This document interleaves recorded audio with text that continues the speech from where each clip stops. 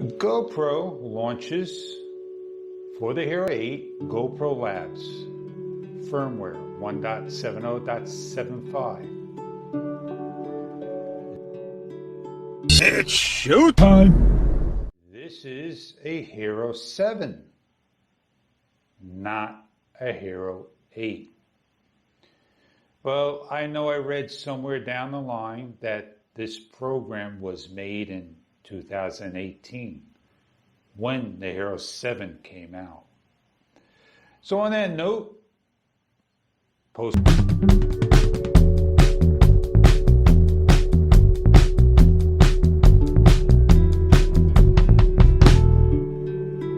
down below.